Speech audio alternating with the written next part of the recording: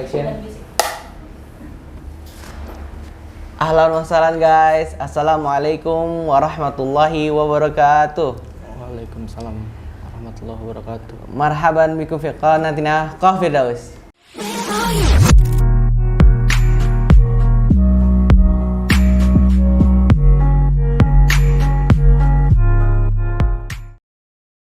Alhamdulillah guys, hari ini gue kedatangan tamu kayak masih muda nih gitu, masih kayak milenial seumuran gue nih. Nah, jadi dia itu nggak tahu nih seorang mualaf atau anak mualaf nih kayak gue. Nah, tapi sebelum beranjak kita ngobrol-ngobrol santuy sama yang sebelah gue, yang belum sampai sekarang belum subscribe channel Firdaus, subscribe sekarang juga, like, share, and comment. Dan jangan lupa juga untuk bunyiin loncengnya biar Firdaus kalau upload video terbaru kalian akan tahu. And pokoknya don't forget. Oke, balik lagi ke laptop. Nah, kalau di sini balik lagi ke Firdaus. Yang tadi gue bilang, gue hari ini kedatangan tamu seorang anak muda. Lihat matanya 11-12 guys, sama gue nih alias sipit juga. Sipit minimalis ya. Minimalis. Dan kita akan ngobrol-ngobrol santai gimana sih sebelah gue nih gitu. Nah, kalian penasaran kan nih namanya siapa dan gimana aktivitas dia dan segala macam gitu, cerita dia. Nah, oke nih, mari kita tanya langsung mendingan. Ya, nah, oke nih, namanya itu Jordan. Nah, itu gue nggak tahu nih guys, nama hijrahan sebelum hijrah atau emang nama aslinya gitu. Mari ntar kita tanya. Oke. Jordan, tinggi ya udah datang di channel YouTube Firdaus. Terus juga, ya jadi teman-teman nih pada penasaran nih. Ya, jadi gue pengen tahu gimana sih lo. Nah, boleh nih kenalin diri lo ke teman-teman semuanya gitu. Oke, makasih Pak Firdaus. Ya, assalamualaikum warahmatullahi wabarakatuh. Boleh buka. Oh iya, sebelum kita kenalan, kita buka cakep, boleh. Masker dulu ya. Boleh. Juga udah divaksin 2 kali juga gitu. Iya, no guys. Ini kan biar lebih enak. Biar ketahuan nih, biar wajahnya nih gitu. Biar seru ya kan. Ya, sebelumnya nama gua Ahmed Jordan ya. Biasa dipanggil Jordan. Ini nama asli gua sejak lahir gitu. Nama Chinese-nya nggak ada. Seperti itu. Usia gue sekarang 24 tahun. Gua bekerja dan masih aktif kuliah. Seperti itu. Gitu tuh guys. Jadi umurnya masih 24 tahun ya, kurang lebih lah sama lah ya kayak gue Jordan gitu. Itu nama tadi Ahmed Jordan ya. Ahmed Jordan. Ya, wih, gitu tuh guys. Jadi itu ternyata nama aslinya bukan nama hijrahan atau apa, emang nama asli. Dari lahir ya? Dari lahir sejak lahir. Ahmed Jordan. Nah, gini nih. Gue manggil lo apa nih? Jordan aja ya. Ada nickname nggak? Nickname gitu. Bro aja lu. Bro aja gitu. Bro Jordan. Nah, gini, Bro Jordan gitu. Nah, gue pengen tahu, lu pasti ini anak pertama kah? Berapa saudara sih? Gue pengen tahu nih. Kira-kira gue itu anak seorang mualaf ya. Gue anak keempat ya. Anak keempat dari 6 bersaudara. Dari 6. Dari 6 bersaudara yang sudah menikah itu 2 ya. Kalau gue yang pertama itu sudah menikah, sudah punya anak. Terus Cici ya, Cici yang kedua itu juga sudah berkeluarga. Lalu yang ketiga belum ya, yang keempat gue sendiri dan adik gue sendiri. Yang kelima itu masih sekolah ya, masih sekolah. Kelas 2 aliyah di pondok pesantren ya, di daerah Banten sana. Yang terakhir itu kelas 2 SMP. Kelas 2 SMP. Oh, itu yang terakhir, itu yang bontot ya. Enggak pondok tapi? Enggak, masih enggak ya, masih gitu. Mudah-mudahan next lah. SMA-nya bisa atau aliyahnya nanti bisa pondok pesantren. Jadi Jordan ini 6 saudara ya? 6 bersaudara, betul. Dan lu tadi bilang seorang anak mualaf dong berarti? Anak mualaf. Anak mualaf, jadi jatuhnya guys sama kayak gue nih, Firdaus gitu, anak mualaf. Yes, anak mualaf. Anak mualaf ya, jadi wah berarti yang mualaf tuh orang tuanya dong pasti kan? Oh iya, pasti kan, gitu. Itu yang siapa tuh? Yang mualaf, bokap, nyokap, kakek atau bokap. Oh, bokap. Iya, bokap itu seorang mualaf ya. Itu dulunya bokap itu biasa bapak ibunya non muslim, kemudian bokap juga main di sekitaran lingkungan ya, sekitaran lingkungan yang istilahnya pribumi gitu, campuran lah, ada Arab, ada keturunan Melayu, ada Chinese-nya juga gitu. Kebetulan bokap nih mainnya di lingkungan yang pribumi ya, yang pribumi istilahnya seperti itu sih. Jadi makanya gara-gara ada tuh pergaulan yang main terus alhamdulillah mungkin dapat hidayah guys gitu. Seperti itu. Jadi waktu itu tuh bokap itu main di lingkungan pribumi, setelah itu kenal lah istilahnya sama temen-temennya seperti itu, pribumi. Lagi nongkrong-nongkrong gitu. Lalu diajak untuk ngaji, akhirnya bokap mau ngikut tuh. Setelah itu dari orang tuanya dicariin kemana nih bokap gitu kan. Bokap tuh dicariin waktu itu kemana, nggak taunya diajak temennya ke Tasik. Jadi tuh awal mulanya bokap jadi mualaf tuh tadi gitu ya, dari pergaulan terus tiba-tiba diajakin ngaji. Nah terus tadi bilang tadi kemana? Ke Tasik. Ngapain tuh kayak ke Tasik? Tadinya tuh dicariin tuh bokap tuh. Ini kali jalan holiday kah atau niatnya sih liburan tapi nggak taunya di sana tuh sama temennya diajak ngaji, ternyata diajak ngaji. Udah ke Tasik terus ngaji gitu kan. Pas ngaji dicariin sama orang tuanya nih, istilahnya nenek kan, cariin sama nenek, kemana ini bokap anaknya kan istilahnya, anaknya kemana ini kan, anaknya kemana nih nyariin. Berapa lama tuh ngilangnya? 7 bulan lah, sekitar 7 bulan tuh nggak balik-balik. 7 bulan, kirain gue cuma seminggu gitu loh, atau 2 minggu, paling lama sebulan 7 bulan. 7 bulan. Nawa itu. Balik-balik udah istilahnya udah masuk Islam tanpa sepengetahuan orang tuanya. Itu hebat karena udah dari kemauan diri sendirinya itu mau masuk Islam.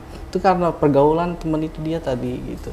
Dia diajak ngaji, kemudian ya itu masuk Islam seperti itu. Jadi awalnya bokap itu masuk Islam, orang tuanya masih belum tahu ya? Belum tahu. Sampai akhirnya tahu kapan tuh? Sampai tadinya pas pulang itu belum sama sekali tahu kalau udah masuk Islam seperti itu. Masih ngumpet-ngumpet tuh? Masih ngumpet seperti itu. Nah, ketahuannya setelah menikah dengan ibu. Dari jarak dia udah bokap balik ke rumah, terus ketemu sama nyokap nikah tuh berapa lama tuh? Spare-nya tuh nggak jauh dari bokap, 7 bulan di Tasik, terus balik lagi ke rumah, terus dia sampai menikah tuh spare-nya kira-kira nggak ada sampai setahun lah. Kurang lebih 1 tahun. Nah akhirnya gimana tuh, Bro Jordan, akhirnya pas orang tuanya si bokap tahu, gimana tuh biasanya nih kalau yang udah kan, maksudnya kayak dia shock, mungkin mohon maaf sebelumnya kayak berasa tuh dibohongin, dia diusir gitu kan, atau kayak gimana tuh? Pertama sih ketahuannya tuh setelah dapat ya istilahnya tunangannya gitu. Tunangannya waktu itu kebetulan ibu saya ya kan, ibu saya itu dari Banten. Ketemu lah mereka menjalani kisah cinta asik. Aduh, kisah cinta asik ngomong guys, kisah cinta nih. Ya malu masih muda lah gitu ya, apalagi lagi mencari nih gitu ya. Ya Allah. Oke, balik ke topik ya gitu. Nah, terus setelah itu kenalan, kebetulan ibu Ogut nih Islam ya, udah Islam duluan. Nah, kenalan lah, kemudian tadinya nggak direstuin karena memang beda agama ya. Belum tahu tuh dari ibunya orang tua tuh, belum tahu istilahnya. Setelah kenal dan pengen merebut hatinya tuh seorang wanita itu, dan kemudian pas tahunya itu kalau dia tuh sudah menikah gitu, artinya tanpa sepengetahuan orang tuanya itu dia menikah juga, karena udah memang posisinya dari tahu sendiri ya, dirinya sendiri dia menemukan seorang wanita pujaan hatinya. Gitu. Jadi nikahnya itu diem-diem juga tapi waktu itu ya? Diam-diam. Seperti itu, karena karena memang nggak direstuin sama orang tuanya. Gitu. Iya. Tapi tuh tahun berapa tuh? Itu sekitaran tahun Jordan? 90-an. 90-an. Tahun sekitaran 90-an. Jadi setelah itu bokap nikah, nggak datang, maksudnya orang tuanya itu tahu, oh ini udah Islam nih, gitu. Iya. Setelah itu kan? Orang tua itu tadinya nggak tahu. Setelah itu bokap komunikasi sama orang tuanya, akhirnya lama kelamaan tahu. Lama kelamaan tahu bokap seperti itu sih. Terus akhirannya, mohon maaf nih, ada drama-drama kayak drama Korea gak gitu kan? Kayak, aduh ada nangis-nangis gitu, atau kayak ibarat sekarang baku hantam gitu. Wah, itu dia ada tuh. Ada. Itu yang pertama bokap setelah menikah itu dari keluarganya itu ya ibaratnya kayak pisah lah istilahnya gitu. Orang tuanya tuh nggak istilahnya awalnya emang sudah nggak merestui ya, sudah nggak merestui ya itu pisah, sama keluarganya pun istilahnya bisa juga semua, sama adik kakaknya juga pisah semua, seperti itu sih. Jadi kayak macam lost contact gitu. Lost contact semua sama keluarga. Tapi akhirannya balik lagi kan? Maksudnya setelah lost contact full atau? Setelah lama bertahun-tahun ya, setelah itu bokap ya kembali lagi kayak seperti biasa lagi. Kemudian sampai orang tuanya meninggal, alhamdulillah sampai sekarang masih berpeluk di agama Islam, alhamdulillah. Gitu guys. Jadi ceritanya cerita bokap Jordan tadi gitu. Jadi ceritanya dia masuk Islam dari dia belajar di Tasik. Terus dan tadi juga, oh iya tapi bokap tadi masih ada kan? Kebetulan bokap udah meninggal ya, udah almarhum. Oh gitu guys. Udah meninggal, udah almarhum seperti itu. Nih gue juga bawa foto bokap nih. Oh iya, mana coba gue lihat. Juga udah lama ya. Udah lama. Coba ditunjukin tuh. Mungkin ada yang kenal. Yang mana nih? Ini bokap yang ini. Bokap yang ini nih. Yang ini. Nah kalau boleh tahu nih, beliau udah lama ya bergabung di Fitih ya. Tuh guys. Ini juga udah datang sejak Muktamar Milenium 2 ya. 2 di tahun Persatuan Islam Tionghoa Indonesia PT itu di Hotel Cepaka Jakarta 22 sampai 24 September tahun 2000 ya. Jadi bokap siapa namanya? Haji Ahmed Martin. Itu nama ini ya, nama Cinanya ada gak nih? Nama Chinese-nya ada. Bokap itu sebelum masuk Islam itu nama Chinese-nya Yo Hao-tin.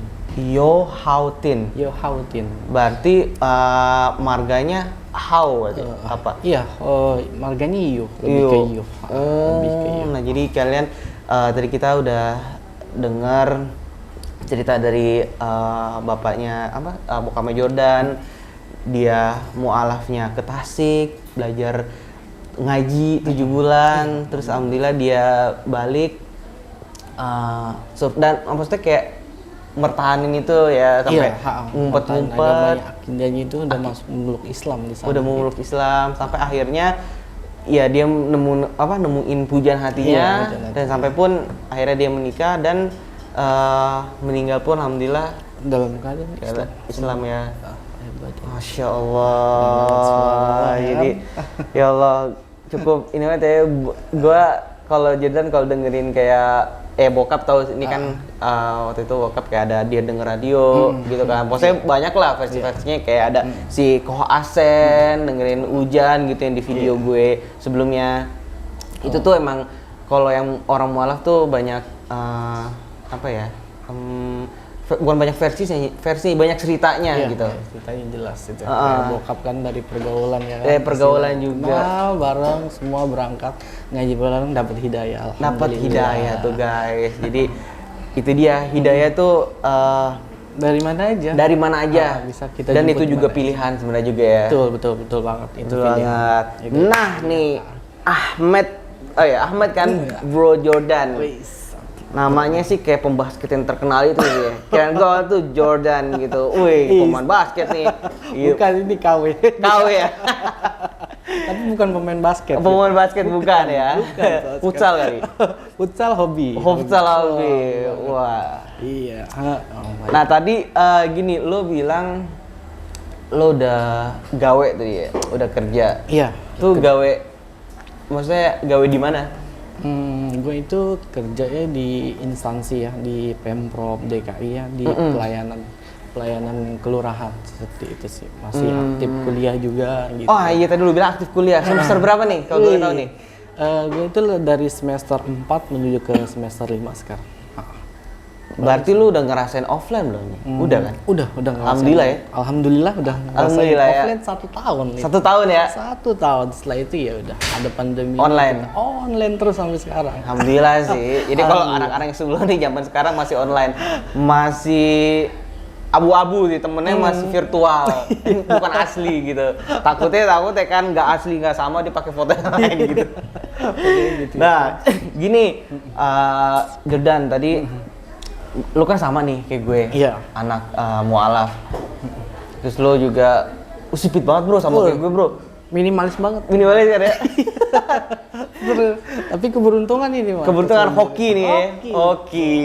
Nah, ini lo selama menjadi seorang anak mualaf, muslim gitu. Jadi perjalanan lo selama di kehidupan lo kayak ada nemu gini gak sih? Misalkan lo mau ke masjid nih.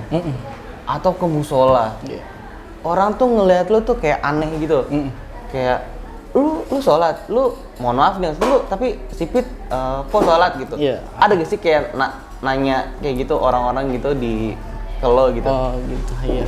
Apalagi kan aneh kan, oh mata sipit kok masuk masjid, mata sipit masuk musola kan. Nah gitu, biasanya kan ya dia maksudnya kok ya apa ya, aneh asing, gitu. Aneh gitu. Ya kan? Ada guys, kok kayak gue waktu itu ada kan? Iya, gue sih waktu itu ada ya.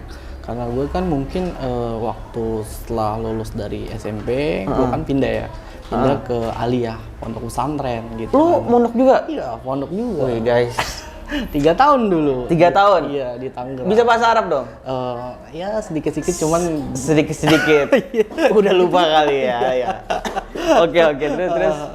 Dulu ya kayak mungkin satu-satunya koko-koko kali ya di pesantren gue ya. Itu koko-koko. Terus habis itu... waktu itu kayak aneh aja gitu. Gue kan sama bokap gue berangkat ya. Dari rumah beranjak ke pesantren. Gue tuh bawa peralatan gitu kan, semua pakaian segala macem buat kebutuhan di pondok gitu kan. Gue bareng bokap gue kesana. Ya itu jalan menuju komplek pondok pesantren itu kayak dilihatin nih orang apa nih, orang Cina apa bukan kan gitu, mau ngapain kayak gitu. Dasar kali nanya alamat gitu kan. Kayak gitu kan, kayak gitu. Nih ngapain? Gue juga kaget kan, ini apaan, tempat apa ya kan gitu. Nggak tahu, gue diajak mungkin satu-satunya koko yang ada di pesantren itu mungkin. Itu kalau gue boleh tahu tuh nama pondoknya apa dan di mana? Pondok pesantren Darul Ulum. Darul Ulum. Itu adanya di Tangerang itu. Nggak jauh itu dari M1 bandara sih. Nggak jauh dari sana. Jadi itu kayak orang-orang tuh ngelatin lu tuh kayak orang speechless banget nih ya. Aneh aja gitu. Aneh nih orang kok. Lu mau ngapain gitu? Ada nanya kayak gitu gak sih? Waktu itu sih ya sekedar lewat aja mungkin dari pimpinannya ya, pimpinan pondok pesantrennya, kiainya gitu, kayak aneh aja. Kok anak cinta mungkin gitu ya gitu kan, karena kan pimpinannya itu kebetulan teman bokap juga kan, ya kayak bercanda aja gitu. Iya anak Cina kayak pondok gitu, sebenarnya kayak itu bercanda gitu. Bercanda ya. Cuman tuh kayak unik aja sih ya. Kayak terus mungkin kalau lo ada gak sih yang kejadian yang bikin lo tuh sampai sekarang tuh terharu gitu Jordan? Maksud gue tuh kayak gini, ada gak sih kayak lo tuh misalkan lagi di suatu kehidupan lo, terus mungkin lo ada suatu kejadian yang lo sampai sekarang tuh inget dan terus terekam tuh memori dan kesentuh banget tuh hati banget gitu? Ada. Waktu itu gue tuh sebelum berangkat ke pondok pesantren ya. Oh sebelum pondok nih, itu 2000 berapa tuh? itu sekitar 2013 kalau nggak salah. 2013 tuh gue lulus dari SMP menuju ke pondok pesantren Alia ya. Waktu itu gue tuh sebelum di pondok pesantren itu gue sama bokap gue kemana-mana, artinya gue nyari sekolah. Itu sempat ke ICCI yang ke Turki itu. Oh iya, tahu. Sempat ke sana, ternyata ya mereka tuh aneh aja ngeliat gue tuh mati sipit tapi pengen ke Turki. Setelah masuk gue datengin ICCI, itu di sana gue nggak masuk kriterianya karena posisinya waktu itu gue belum bisa membaca Al-Quran. Di sana tuh syaratnya minimal itu 2 juz harus bisa hafal udah gitu, harus bisa bahasa Arab. Waktu itu gue belum bisa bahasa Arab, jadi ya gue ibaratnya ya emang nggak masuk kriteria kan. Setelah itu ya gue cari tempat lain, sekolah-sekolah lain, ternyata nggak dapet kan gitu kan.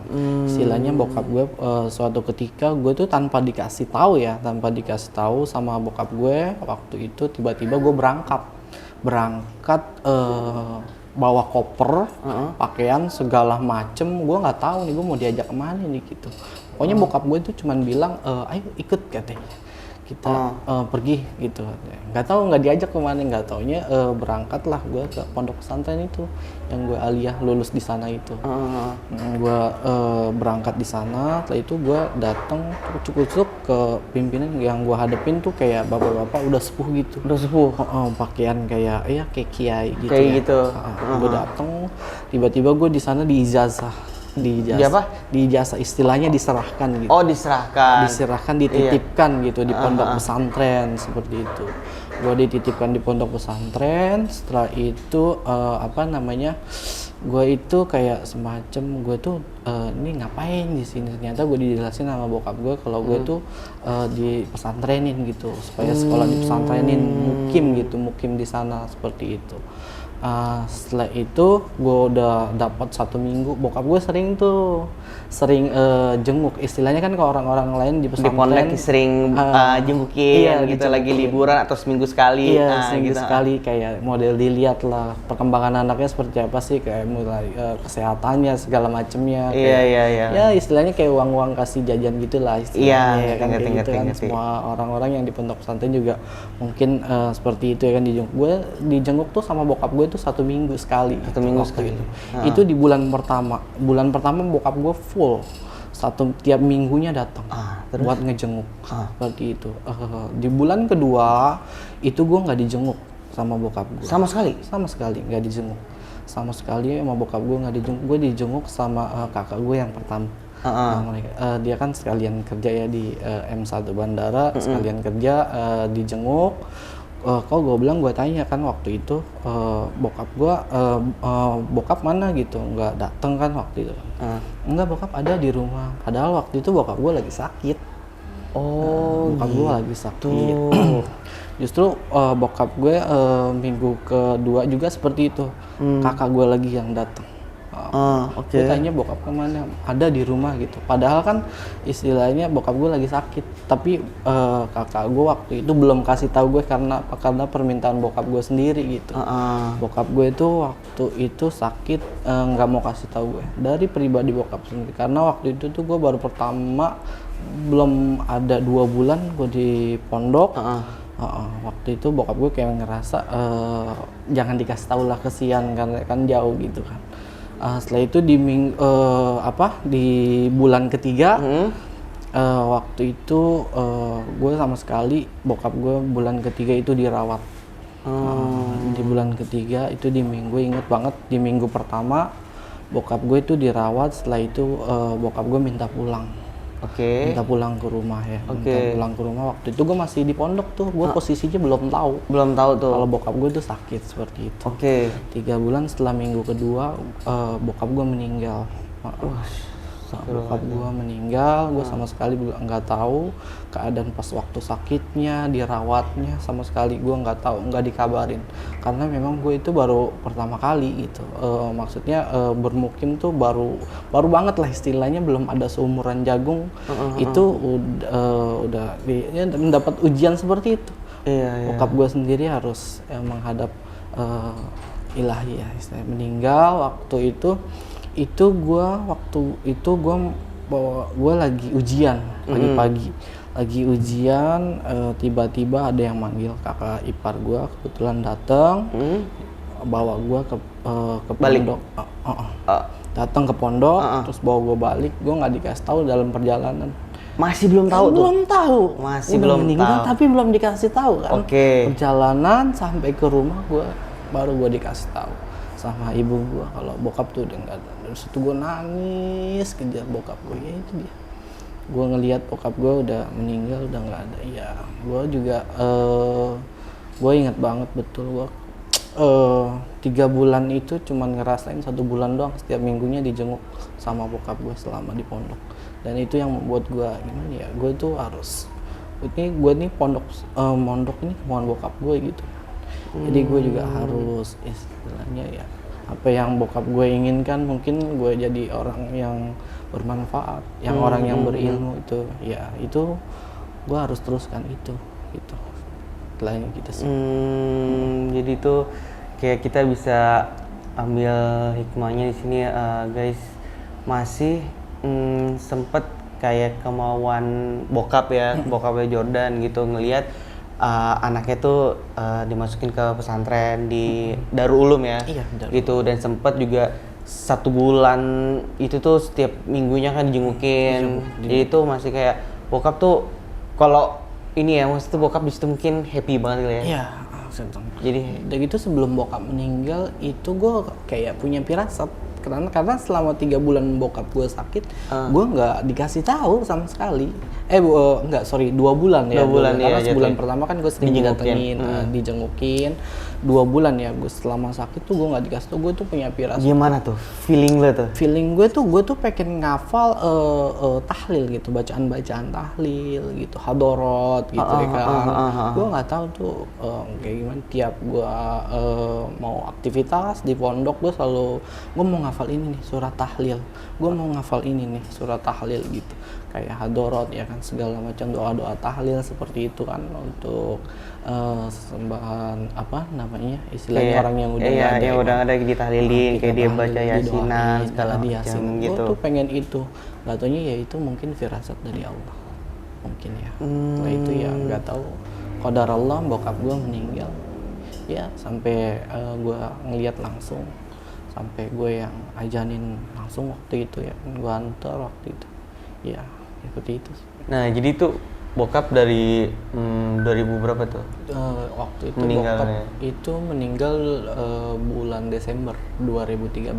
2013 ya. Itu sebelum setelah gue masuk pondok 3 bulan ya, gue waktu itu mondok itu bulan September, Oktober, November, Desember ya.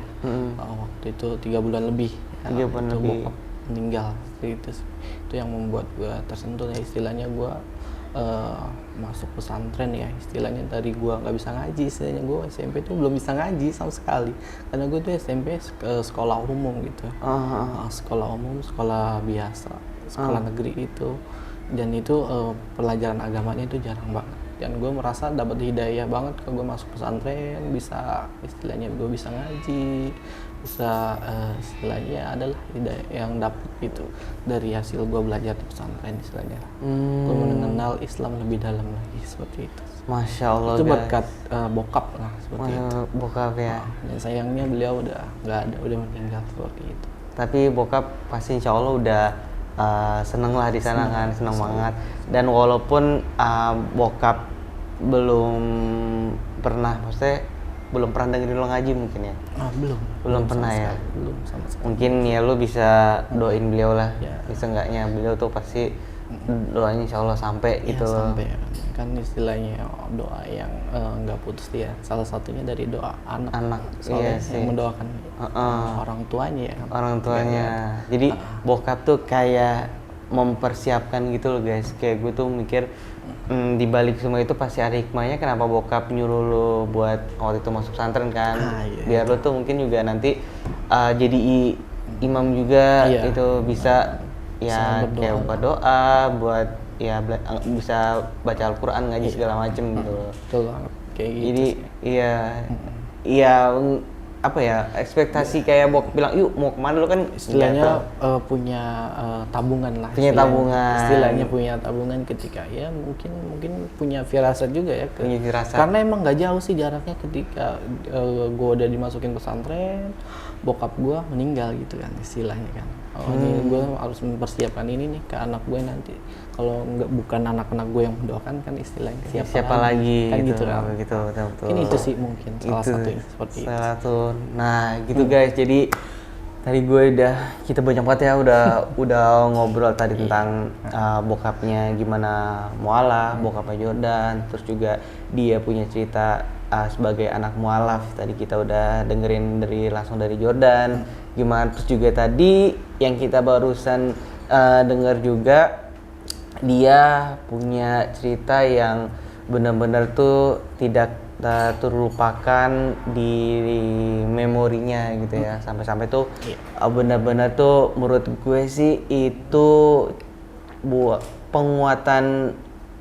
Kalau gue bilang apa ya, mungkin kalau gue kayak masya Allah memori gitu. Ada memori ya, gitu loh, tersendiri ya, memori gitu sendiri ya. Dan itu buat menjadi menurut gue biar kita tuh sesuatu yang apa yang menurut gue sih kuat lahir dan batin. Maksudnya duanya itu dapat lo gitu kan, dapat lo di feeling lo di dalam hati lo juga gitu kan. Terus juga lo setiap lo ngelakuin sesuatu gitu keinget bokap. Secara spiritual ya dapat ya kan, istilahnya gue bisa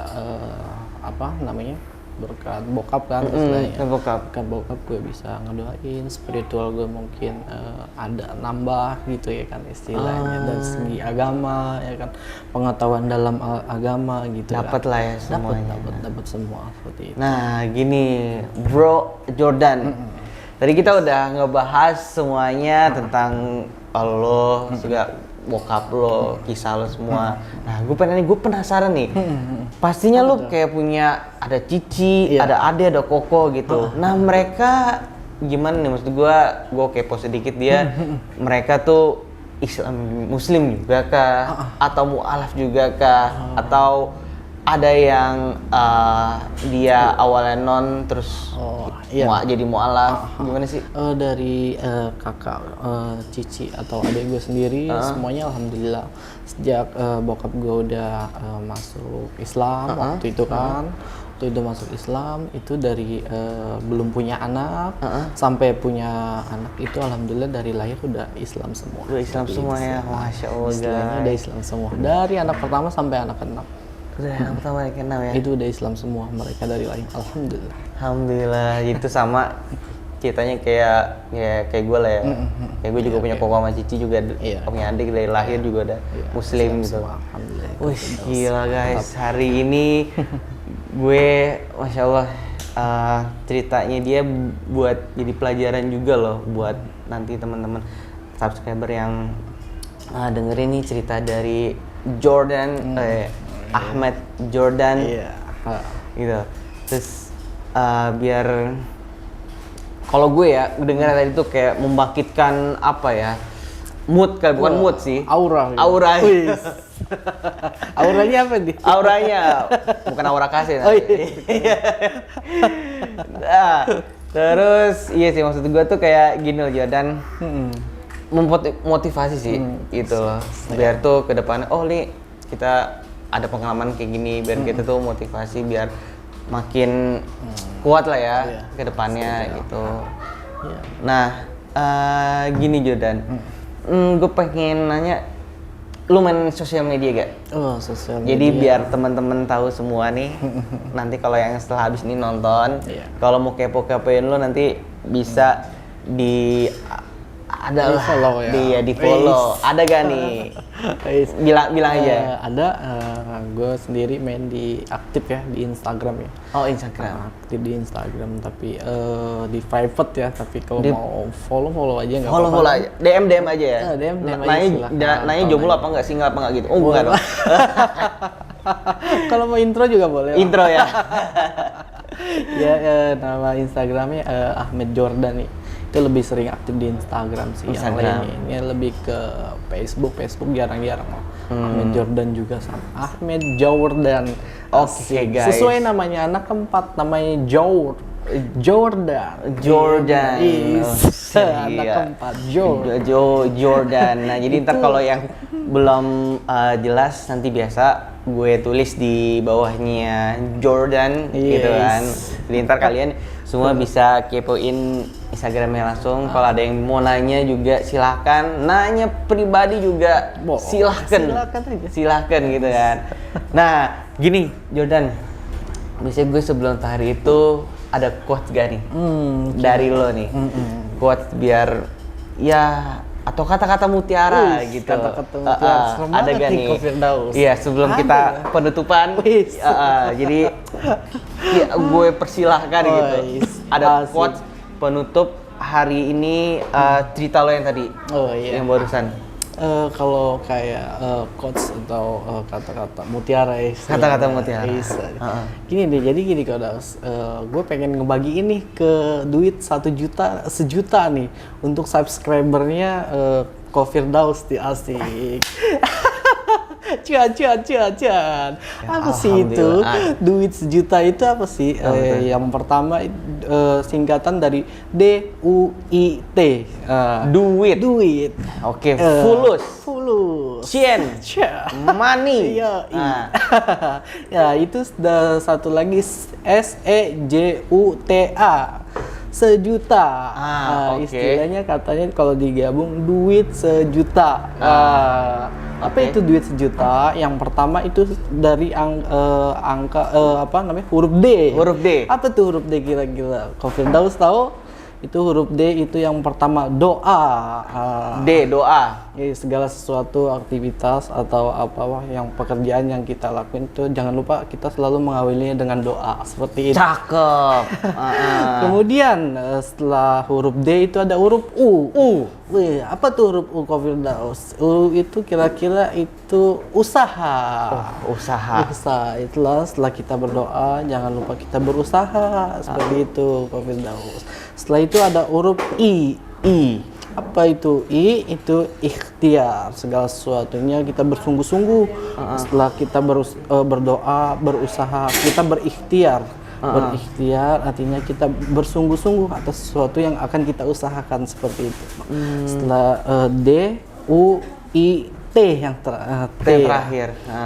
T itu tawakal. Setelah kita berdoa, berusaha, berikhtiar, kita tawakal. Semuanya kita serahkan kepada Allah Subhanahu wa taala. Terus jangan lupa ada sejutanya Firdaus. Sejutanya. Apa nih sejutanya nih? Subscriber jangan lupa mau kan duit sejuta ya. Nah, duit sejuta tuh. Subscriber duit sejuta udah di lagi nonton udah semangat nih, kayaknya disuruh ngapain kan gitu kan, bikin quotes gitu kan. Nah ternyata kan. Nggak taunya sejuta itu setia, jujur dan taat. Itu jadinya duit sejuta, doa, usaha, ikhtiar, tawakal, setia, jujur dan taat. Duit sejuta.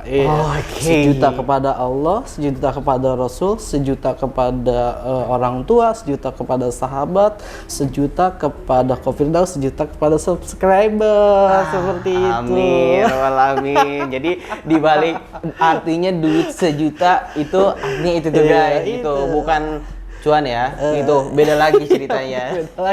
Ya Allah, ini gila. Alhamdulillah, maksud gue makasih loh, maksudnya kayak tadi quotes-nya itu orang-orang tuh udah mau nih duit sejuta gitu. Oke Jordan, thank you ya buat hari ini udah datang ke gue di channel Firdaus. Ya semoga doain juga, saling doa juga ya Jordan.